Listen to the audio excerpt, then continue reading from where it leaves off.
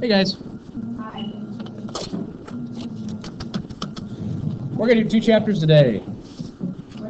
2 chapters today. Well, 2 sections today, I can say.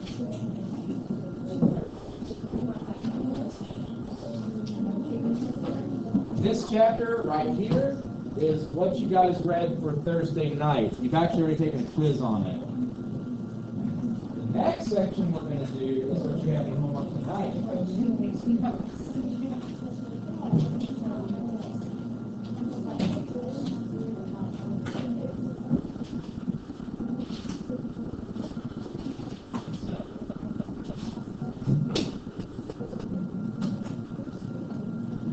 Now, one thing I did want to tell you guys is for this week, I am intending on basically resetting. So you're going to have 2 quizzes this week.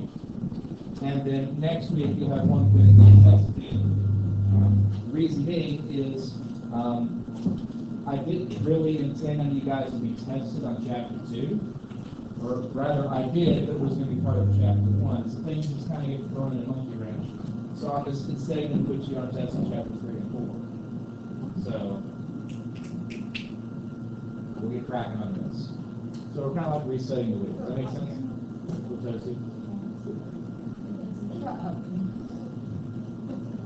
All right. So just be aware that you have 2 quizzes this week, and that obviously you're not having one today. So the first thing we need to draw from this section about China is the word dynasty, which I've hit you guys over the head with since geography, so you should obviously know what that means. What is a dynasty? A ruling family, very good. So why that's important to China is in Chinese history, you'll see all kinds of dynasties, all kinds of different ruling families. And that stems from the Chinese belief that the ruling dynasty has what's called the mandate of heaven. That they are literally placed on their throne because the gods want them to be there. And such, their reign is undefeatable. It is perfect, so to speak. And so that begs a question. What happens whenever another family conquers them and kicks them off the throne? Instead of it becoming a new empire, as might happen other places, the Chinese just see it as a new dynasty. That clearly the previous dynasty has lost the mandate of heaven, and that has been bestowed upon the conquering family. And so instead of seeing this as an end, they see it as just a transition of the same empire. So that's why when we look at the Chinese empires, it goes back centuries, thousands of years, because every time they conquer, or I should say are conquered by another group or another empire, they just sort of see it as a continuation of the Chinese empire. So for instance, when the Mongols conquered China, they basically made a group of Mongol barbarians into Chinese. So if you look, for instance, at the reign of Kublai Khan, the descendant of Genghis Khan, he's very Chinese compared to what like his Mongol ancestors would be. Now that being said, China undergoes quite a few changes during the Yuan period. The Yuan dynasty is the Mongol dynasty.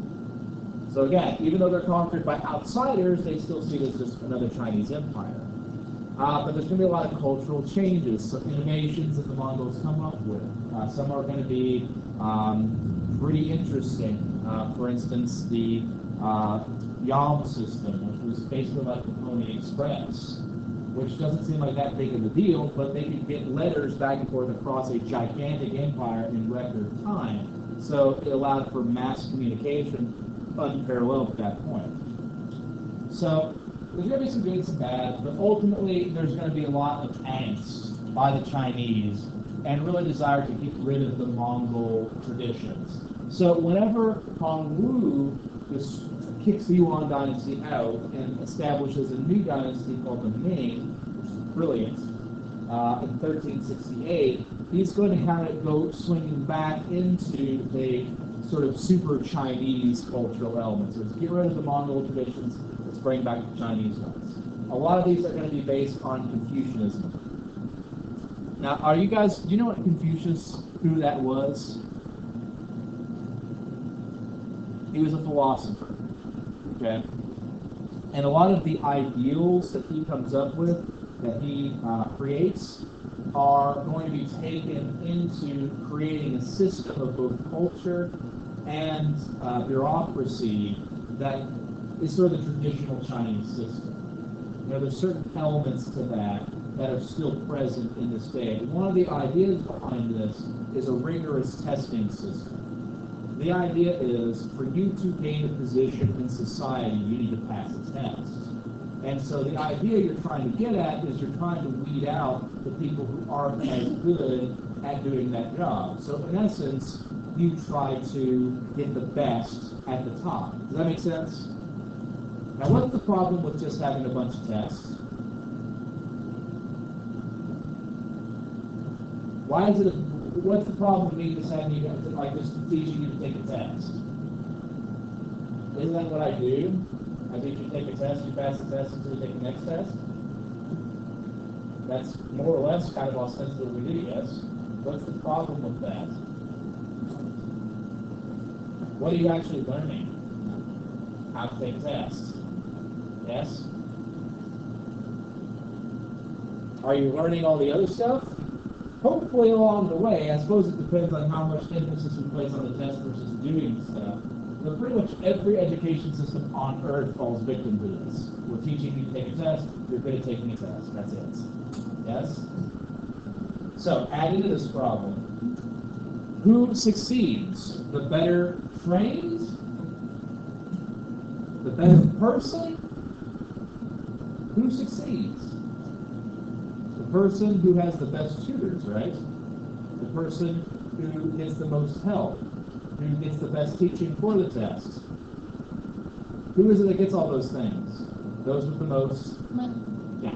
So basically what happens is people in positions of authority who have the most money, have children, they use all that money to make certain that their kids get the best education so they pass the test so they end up in a position of authority and the whole system gets really corrupt. So there's a major problem with the testing system, not to mention pressure that comes with that. You know, it's not a good thing when people are put under so much pressure constantly.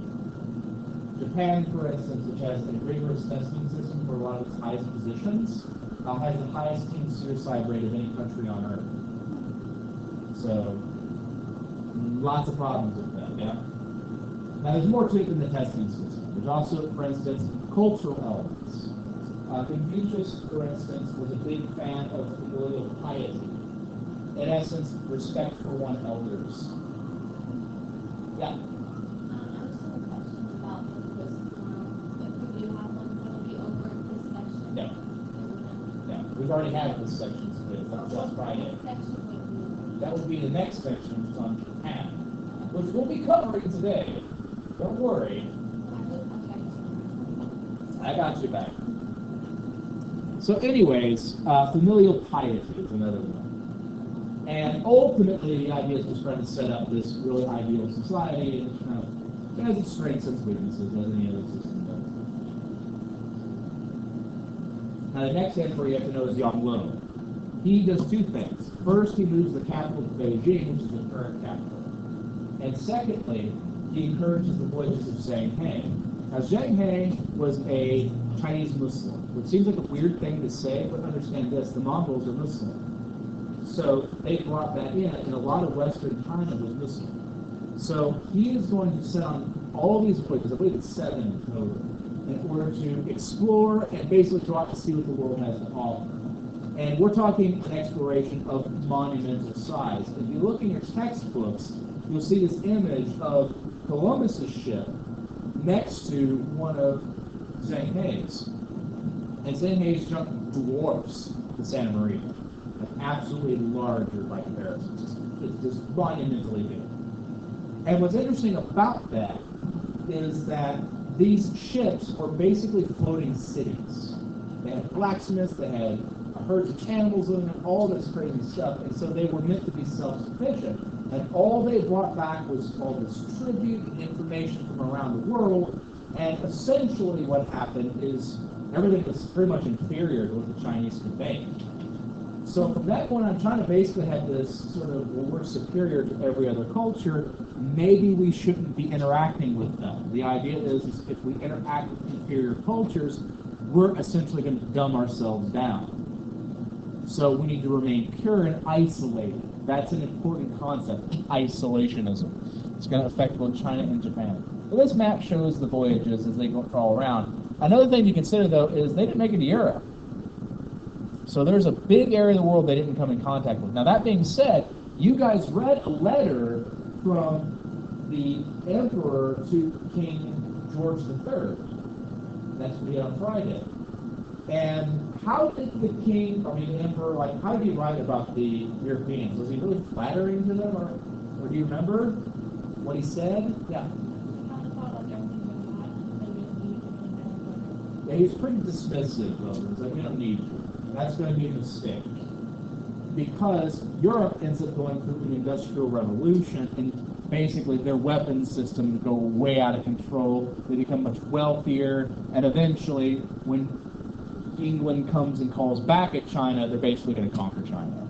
So that's going to have a pretty negative effect. Now, after the Ming, we have the Qing Dynasty. That was founded by the Manchu. The Manchu are sort of cousins of the Mongols. They're quote-unquote barbarians, which is to say they're not Chinese. The funny thing about the word barbarian is it's pretty much synonymous with foreigner. So, for instance, if you say the word barbarian, you're thinking dude in, bear skins and swords and, really not very nice manners. That's how the Chinese saw everybody that wasn't them. In fact, the word barbarian actually comes from the Greek, because the Greeks saw that anybody who spoke a language that wasn't Greek sounded like they were saying blah, blah, blah, blah, blah, blah, blah, blah, blah, blah, blah, blah, blah. And so we're unintelligent, uncultured buffoons. So it's sort of like a me-centric mentality.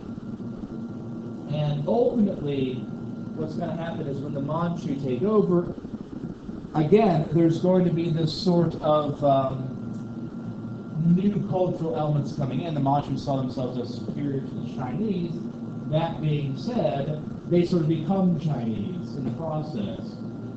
Again, the China's really good at that, making their conquerors into themselves, essentially. It's kind of a unique thing about China that doesn't really happen anywhere else. So maybe India, but that's kind of questionable. Anyways, so the next guy, the guy we're talking about is Kang Xi. And I apologize ahead of time if anybody's these pronunciations are awful. I'm going to admit my pronunciation of both Chinese and Japanese are pretty god-awful. I'm better with Japanese because I've had someone who's in the know correct it. So that's helpful. So there's a shout out to Josh out there who's listening. But anyhow, Kang Xi does a few things. First, reduces taxes, reduces the cost of government, expands the empire. Now, those first two are kind of important. One of the things we have to understand is the government spends money in order to do things, such as defend the country, establish roads, and basically make life on its citizens easier. Now, the problem with this is all money from a government comes from its people. So the more stuff you want a government to do, the more tax money it has to levy to do those things, hypothetically. You see, one of the other aspects of this is that government money isn't always efficiently used. Money can get wasted because of complex bureaucracy. Take your most basic relationship you have with your government, paying taxes. I don't know if anyone has a job yet, but everybody's got to pay taxes, yes? Now, if you're just starting out, it's a little bit easier. You know, it's pretty cut and dry. I made this, you owe this, bam, done. Easy. But as you get older and you have other situations arise, marriage, children, house, renting, all these different circumstances start complicating the matter to a point that a significant percentage of the U.S. population simply pays someone else to do their taxes for them. Otherwise, companies like H&R Block or even TurboTax would not exist. Granted, if you're using TurboTax, you're doing your own taxes, but really you're just filling out questions. You know, you're more or less doing what TurboTax or what like H&R Block would do. You're just doing it yourself. So it's a tax assistance, if nothing else, and you're still paying for it. You know, that's the thing to understand. It gets so complicated. Someone has to tell us what to do. That takes time and money. So if you simplify it and say, okay, everyone owes this. Everyone owes $1,000, done. How easy is that in comparison? So you're saving money because there's less time spent on taxes. However, that's not always desirable either. Simply having a flat tax where everyone pays the same is really, really great if you have lots of money. It's not so great if you don't have a lot of money. Or consider this. If you make $16,000 a year, that $1,000 is going to be a lot more precious to you than someone who makes $5 million a year. See what I'm saying? So it's not always as simple as that. It's complicated. So the more simplified you make your government, the more money you can save. Does that make sense? Now the benefit of this is the Tecumseh reduces the cost of government. He's able to provide not only the same level of benefit to his citizens, he's actually able to increase it while also lowering taxes. So that's very good if you're living under that situation. That means I have to pay less to get more back, you know? So that's a good thing. He's also expanding the empire at the same time. So this period of time is actually a pretty nice time to be in China. By the way, that's what a Manchu looks like. Again, very similar to Mongols, just some cultural differences. But the general theme of isolationism is going to be something that's sort of a big deal this time. Essentially, the idea is to protect our culture from outside influences. It also is trying to avoid being involved with other countries' politics, other countries' shenanigans. Or, to put it another way, if you've ever heard anyone in the United States say, I don't know why we have to get in everybody else's business, why can't we just mind our own stuff, why we got to go get involved in wars in other countries, why we got to go help out other countries if they have a natural disaster, okay? That's an isolation standpoint. And trust me, isolationism is a big part of American culture. It's one of the major reasons why we did what we did in World War II. Hello. Miss Prince. Justice. And so,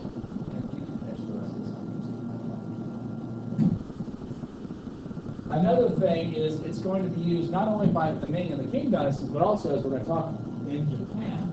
And it's going to have a major problem for China down the line. It's going to keep China from industrializing.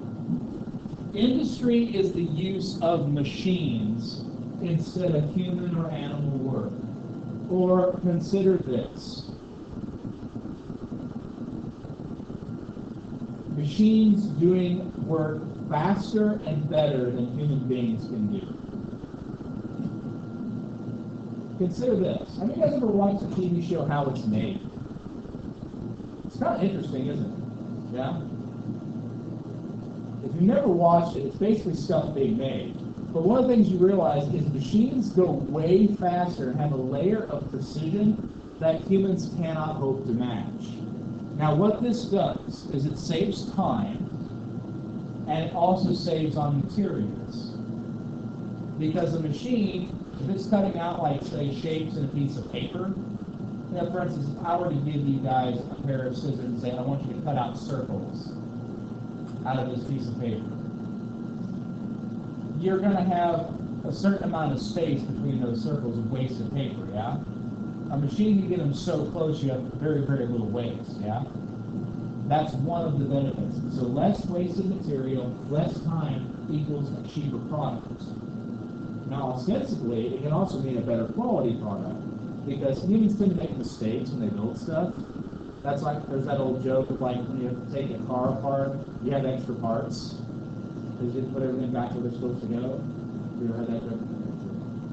The idea is that machines don't make mistakes like that. Or if they do make mistakes like that, they make it far less harmful than human beings. Great example here. Let's talk about self-driving cars, for instance. How many of you guys are freaked out by the idea of cars driving themselves? Yeah? Not a real thing. Oh yeah, it exists. They're testing it right now in California. And pretty much all industries, all car companies have said it's not if that happens, it's when. And most say within 10 or 15 years, cars will just be driving themselves. Now, why does that freak you out? It's probably going to never stop at a red light. How does it know? Because it has a camera. It can make What those about the other decisions. cars? They would all have that. It actually doesn't matter if the car just drives itself. They have sensors in every corner, Yep. It can see completely 360 degrees around it. So if the kid like runs in front of the It would stop automatically. Now, here's the thing that's interesting about this. I think most people are like, if I said, I've got one that works great, you want to take a ride. How many of you guys would be like, I totally ride it? You're brave. Most folks are like, no. Why not? What are you afraid of? What if it gets in a wreck, right? I'm terrified of that happening. Here's the thing is, how many people in the United States each year get in car wrecks that kill someone? 250,000 a year. Right? So this car doesn't have to be perfect. It just has to be better than that. And by the way, the tests are showing really promising results, like reducing that to like maybe 10,000. Because cars never need to sleep. Machines don't need to sleep, so they're not going to get sleepy, they're not going to text while driving, and they're not going to get drunk and drunk, yeah? In fact, there's a lot of potential to save lives like that, because if you're too drunk to drive, just get your car, take me home, and off it goes. So there's a lot of interesting changes that can happen by that, yeah? That's industry, that's manufacturing, that's industrialization. You know, these are all interconnected things. It's machines doing the work for humans. We tend to think of it as being like machines in factories, but that's not really all that industrialization has to offer. There's a lot more out there. Yeah. So, like, you still have to like stop them. No, you just get in and just hang out. So like someone can take them out. Yeah. No, they just drive. Yeah. And how is it exhausted? Isn't that illegal? But you're not driving it. So this begs the question, like, how is this going to change the laws? And there's all kinds of crazy questions we can answer about this, you know? But it's just something to consider. We'll actually watch a video about it. So does that mean that like a 3-year-old can technically drive now? Well, they're not driving. The car They're is not driving driving, itself. but they can sit in the driver's Can they ride? There's no driver's seat. That's the thing is, you're thinking of like cars now. There's no steering wheel. There's no street. Why would there be one? It's just a lot. Yeah. So like you don't have to. In fact, Ford has come out with a plan. Ford has come out with a plan for their new car that the seats aren't facing like they normally. It's basically pushed way back, and it's like a lounge. Like they had this commercial not too long ago where this person drive me here, and they took a step back and sat in the thing, and they engaged a projector that was built into the car, and they were playing Wii bowling or not Wii bowling, that's not that. Wii tennis. I'm so scared. Yeah, but you're saying a 3-year-old? Yeah, you could hypothetically, or you could lock them out, like you do a bunch of other things. But think about this. This thing that makes me excited about, self-driving cars. Getting into a car and being like, take me to Florida. Because the worst thing about car trips is actually drive. It's the world's worst video game. But like literally, it's like drive me here, right? I am getting on Ritz, and that's just what you're doing, or whatever. You can look at Wi-Fi, and all kinds of good potential for this. But it scares people, It scares people because we're talking about a paradigm shift.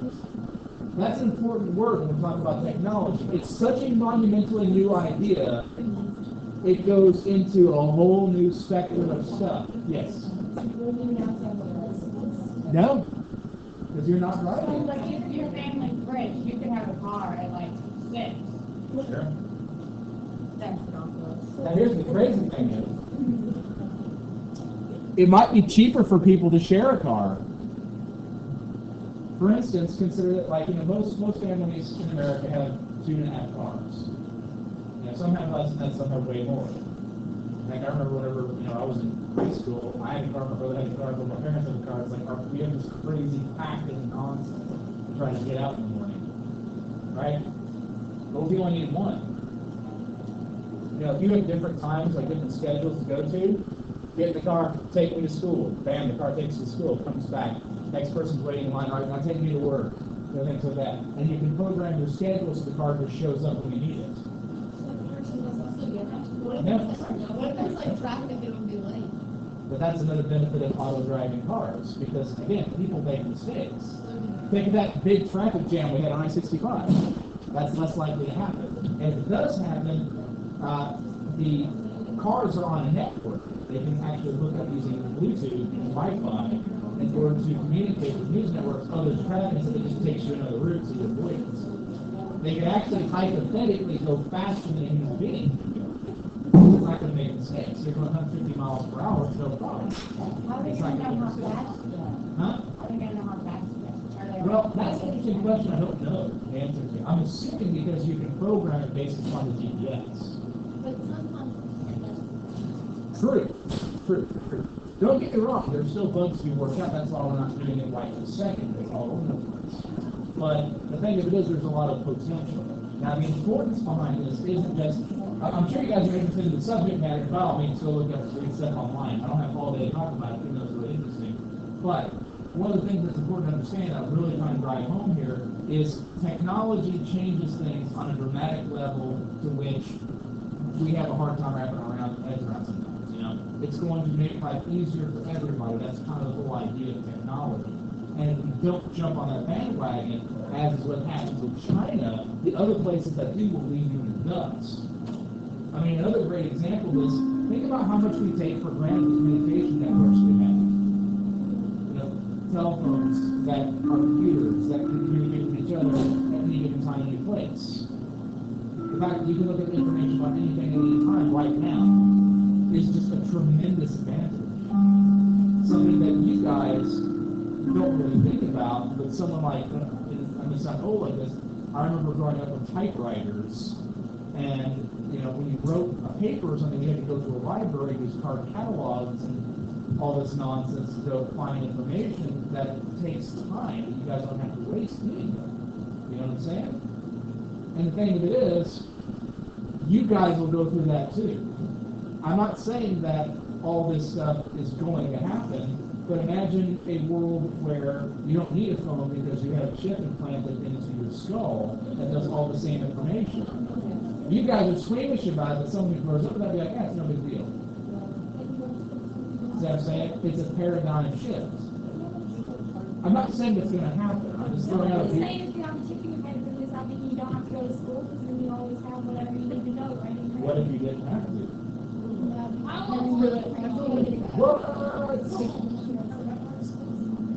Oh, there's all kinds of questions we can answer. These are all hypothetical. What my point is that that's the level of paradigm shift I'm talking about. saying like, oh, industrialization makes it sound like so cheap and easy, like it's no big deal. Especially when you talk about some of these technologies, because they're old school.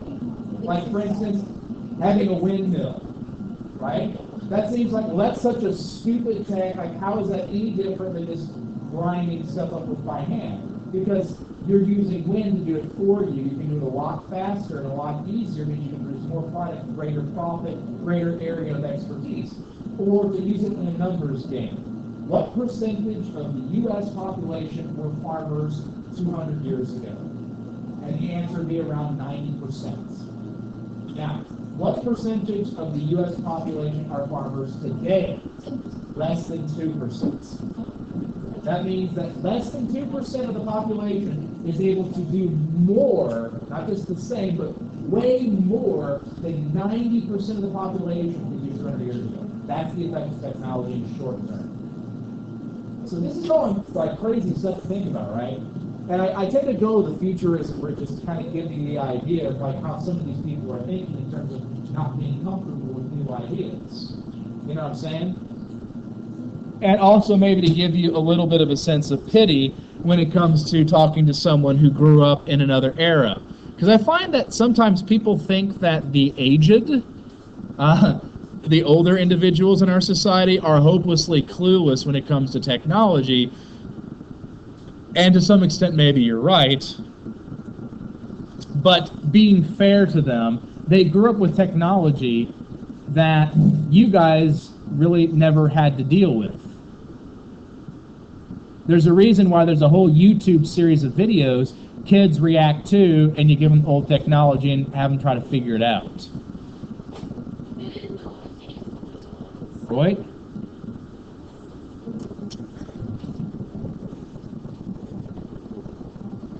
I'm going to write something on the board that dates me pretty well, and that will probably not make any sense to you.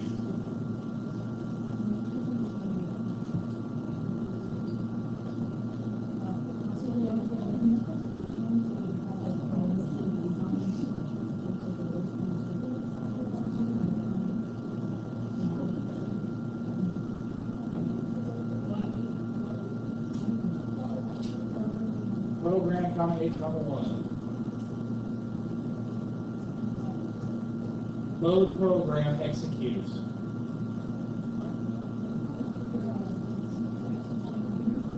Back in the old days of computing, we had a thing called the Commodore 64. In order to load a program, you had to first insert a memory device, such as a floppy disk or a cassette. And you'd have to find the directory of the program you want to use, and then input that tag lane and enter. And if you type everything exactly correctly, it will load your program. Golden days of computing were interesting times. Oh, by the way, that computer ran about $3,000 in today's money. The processing power of that computer is less than 1/6000th, I believe, of your phones, if my memory serves in terms of computational power. So, fun stuff all around. Ask your parents if they remember a Commodore 64. How old are your parents nowadays? 52. 39.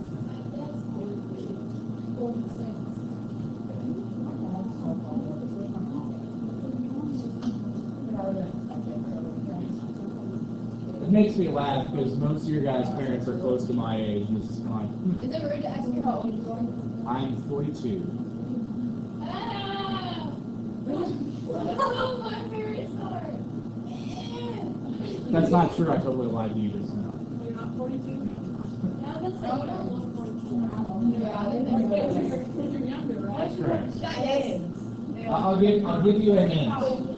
I believe I'm 1 year older than Mr. Terry. Oh, 39. No, he was like, he told me I was 37. I'll let you stew on this for What today. year did you go to high school? I already gave you one clue. That's enough for you to figure it But that out. wasn't a very good Detective. Okay, but Lily really can't do math, so. It's like, it's really not very He that has it. We're going to talk about Japan, eh? Okay, Lily, I didn't know. That sounds exciting. Oh, you crazy kids. So Japan, the period of time we're talking about is known as the Warring States period. Basically what that means is there's a lot of different states, there's a capitalness, fighting for control of Japan, which was an island, not a country.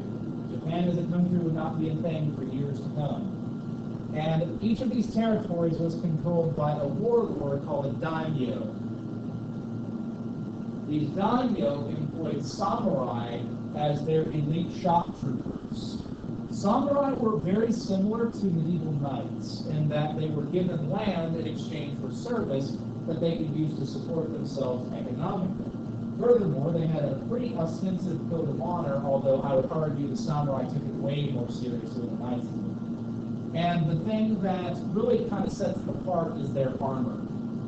Now, samurai armor was different than, say, plate armor like that back there, in that it was made with other materials, such as silk. The other thing is that samurai were cavalry that used bows and arrows, particularly the yumi. But they also had various other weapons they became experts with. The probably most quintessential weapon of a samurai is the katana, which was a curved two-handed sword that was part of 3 swords, or sometimes 2. The katana, the wakizashi, and the tanto, which are collectively known as the daisho, which was a word you will not need to know. Don't worry about it. But ultimately, that was a symbol of samurai power and was reserved for them. So samurai were used by daimyo in order to fight these wars over land.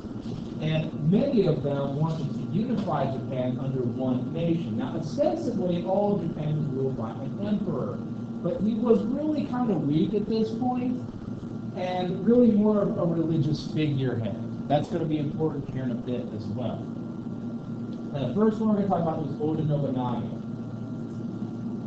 He is important for a couple reasons. He was the first daimyo to use firearms in Japan. Now, these are kind of older style firelocks, not sort of the fancy new flintlocks that we're going to see coming back in Japan here in many years from now. So they are still kind of low on the totem pole in terms of firearms. Furthermore, Oda Nobunaga attempted to unify Japan, but was betrayed by his second in command, and instead of allowing himself to be captured, committed seppuku, which is a form of suicide. Now, the reason for it and how it works is kind of significant. You see, suicide is almost universally seen as a cowardly act. And as I said, the samurai and the daimyo, indeed, were, to them, honor was incredibly important, actually more important than their lives. And so, the suicide that was kind of ritualistic in samurai culture was about preserving one's honor. So, seppuku or harakiri, which is sort of the vulgar term for it, is about saving one's honor. But in order to do that, suicide has to be about avoiding the dishonor of loss, not about simply escaping one's enemies to death. And so, in order to make this happen, they had to do it as painfully as possible to show that they weren't cowardly. So what they would do is they would disembowel themselves, which means cutting open your belly so your intestines fall out. There's a couple ways they could do this: cutting in X shape or cutting 3 lines across the belly. And while they were doing this, they couldn't show any emotion on their face either. Now, the reason symbolically is because in Eastern mythology, the belly is kind of the center for emotion and the center of one's being. So, like, sort of how we see the hearts in Western culture as being like where all the emotion happens. So, you know, we think of like, you know, a heart shape on Valentine's Day, or for instance, if you say that someone has a big heart, you might be saying that they have a generous personality. They would say you have a big belly.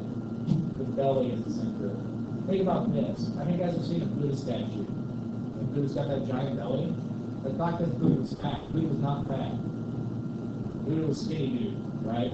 But because we see him as being overly kind and generous, he's got that big belly. Now, by cutting one's belly open, it was a way of exposing it, saying, like, see, it's not cowardly. So in other words, kind of a Western metaphor would be that if you were to cut your own heart out. See, I'm not a coward. Here's my heart right here. Right? Pretty gruesome and pretty brutal, right? So that's what they were doing. So this could even be, and here's the thing is, when you become a samurai, you got all this prestige and rank and everything, but also you were giving your life to someone else. Like literally, samurai saw themselves as dead already. So battlefield, who cares if I die on the battlefield? In fact, that's a good thing, because you die in the name of your Lord. That's a great death. That's really honorable. So that's fantastic. So they would have zero fear because I'm already dead. Who cares? But this also meant that if you dishonor yourself by like running away in combat, your Lord could order you to commit seppuku. You could, of course, not do it, but then you're going to be looked down upon as the trashiest trash in society, and that's not really something you want to do. And the other thing is, in Eastern society, it's not just your actions that matter, but your families. So if you do this, you're not only dishonoring yourself, but everyone in your name. So there's a big emphasis on acting honorably. The next guy we're going to talk about is Toyotomi Hideyoshi. He mostly unified Japan. There's only a few places that avoided him. And the other big thing is he attempted to invade Korea, but remember, Japan's an island. Korea, in order for him to conquer it, needed to have a foothold, and he couldn't actually secure it. He kept getting pushed off, and so couldn't control his power base, and basically didn't have enough money to continue. But this is a samurai, and that's the firearms we're talking about, right? Now, I think it's kind of interesting is they would wear masks as part of the armor. They're supposed to be ferocious and basically scare the weeblies out of people. And they were pretty good at that. Samurai were pretty elite soldiers for the day. However, firearms are going to change all that. Because even if you spend your life learning how to fight with a sword and a bow, a gun will kill you just as easily as anybody else.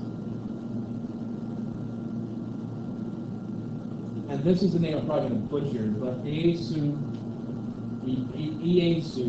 Tokugawa establishes the first unified Japan. He also moves the capital to Edo, which is modern-day Tokyo. Now, another thing that's kind of interesting, in order to control the daimyo, he forces them to live part of the year in the capital.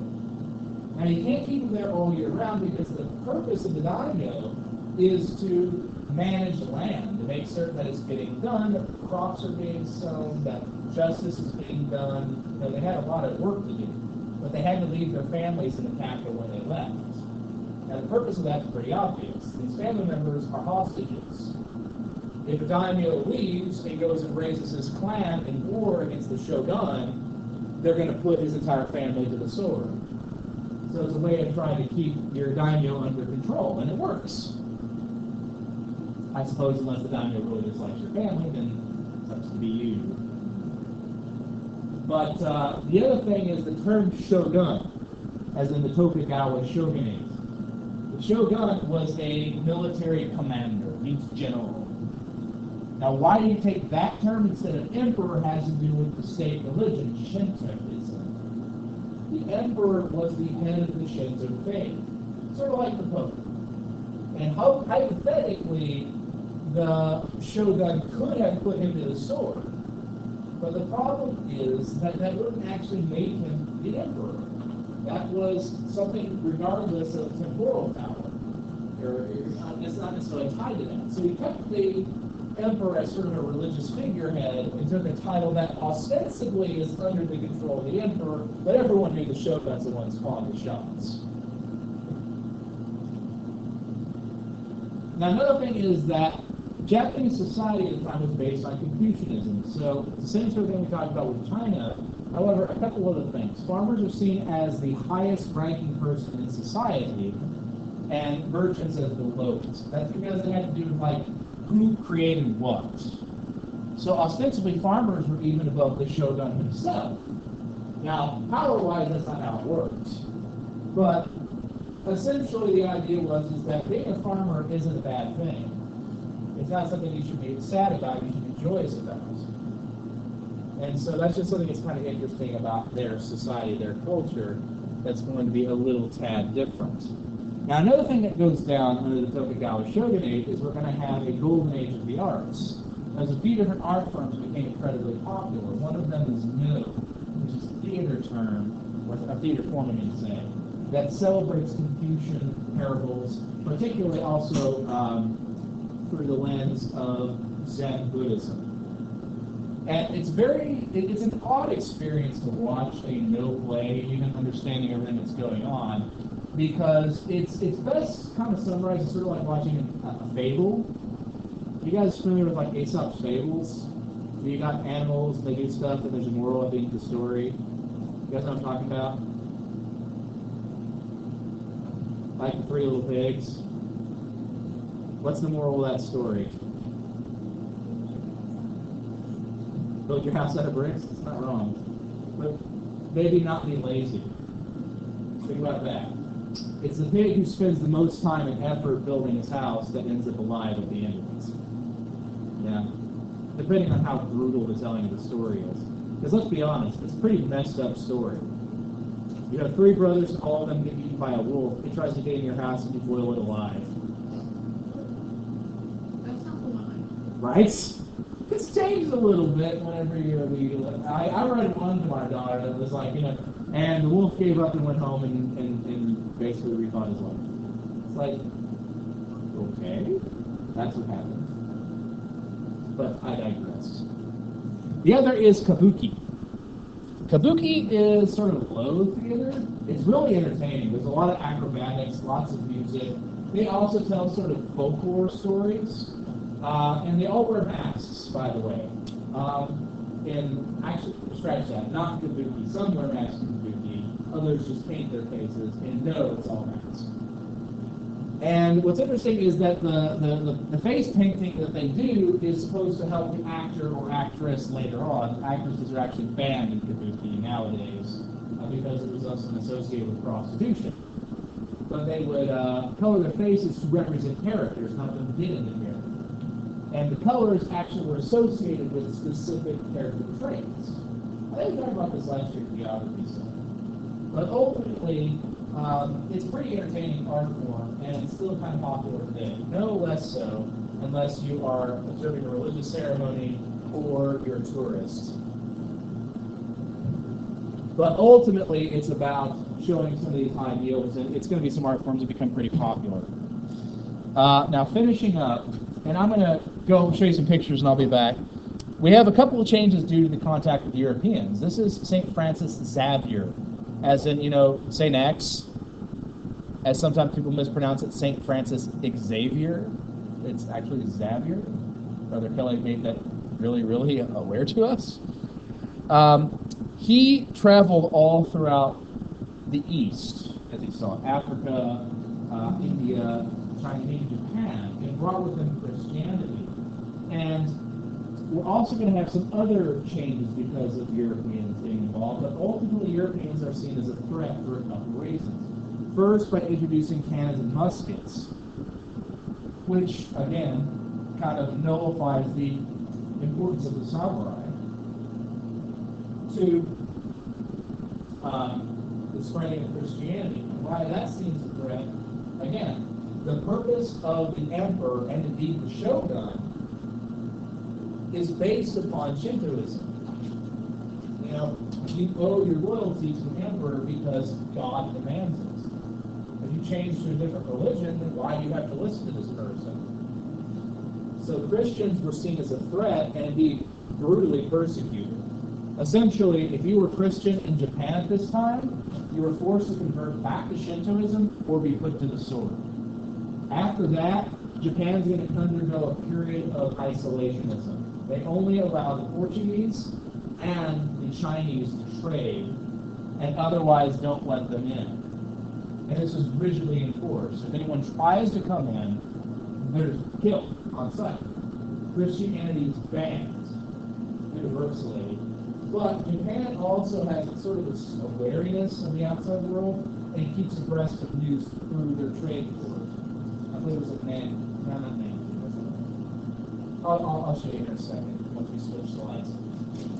But ultimately, this period of isolationism is going to be tempered by some information coming in from these areas. And the Dutch are going to be really, really interested in exporting a lot of these kind of luxury goods, particularly silk. I mean, there's a reason they call it the Silk Road.